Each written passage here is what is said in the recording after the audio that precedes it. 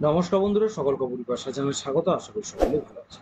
বন্ধুরা, ভোট কর্মীদের তাদের প্রাপ্য টাকা দেওয়া হলো না এবং তা নিয়ে প্রবল বিক্ষোভে কাজ সম্পন্ন হলো। আজকে খুব গুরুত্বপূর্ণ বিষয়টি নিয়ে আলোচনা করতে চলেছি। যারা আগামী দিনে ভোট করাতে চলেছেন তাদের সকলেরই এটা দেখে নেওয়া দরকার। দেওয়ার কথা ছিল 2610 টাকা, যদিও দেওয়া হয়েছে 2270 টাকা। এই নিয়ে প্রতিবাদে বিক্ষোভ দেখালেন ভোট কর্মীরা। ঘটনাটি ঘটেছে হুগলি জেলায়।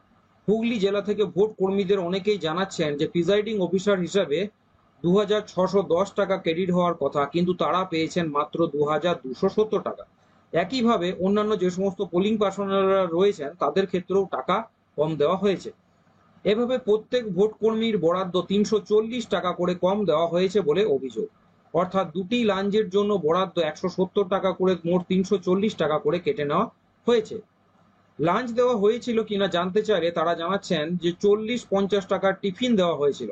তাহলে 170 টাকা করে বরাদ্দ অর্থের পরিবর্তে এইভাবে অল্প মূল্যের টিফিন দিয়ে বরাদ্দ অর্থ কেটে নেওয়া হলো কেন, সেই নিয়ে কিন্তু এবার প্রশ্ন উঠছে। এই বিষয়ে শিক্ষানুরাগী ঐক্য মঞ্চের সাধারণ সম্পাদক কিঙ্কর অধিকারী বলেন, ইতিমধ্যে আমি এই বিষয়টি অ্যাডিশনাল সিইও মাননীয় অরিন্দম নিয়োগী, বিজিত ধর এবং দিবেন্দু দাসকে ব্যক্তিগতভাবে জানিয়েছি। জেলার ভোট কর্মীগণ এই দুর্নীতির বিরুদ্ধে সোচ্চার হন।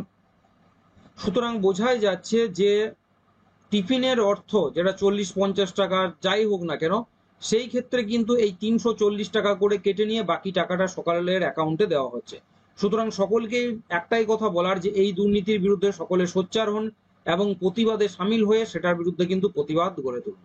আসছি পরিবেশ নিয়ে। সকলকেই বলবো যারা চ্যানেল নতুন, চ্যানেলটিকে অবশ্যই সাবস্ক্রাইব করবেন, শেয়ার করতে ভুলবেন না, নোটিফিকেশন বেলটা অবশ্যই অন করে রাখবেন, ভিডিওটিকে অবশ্যই লাইক করবেন। সকলে ভালো থাকবেন, সুস্থ থাকবেন।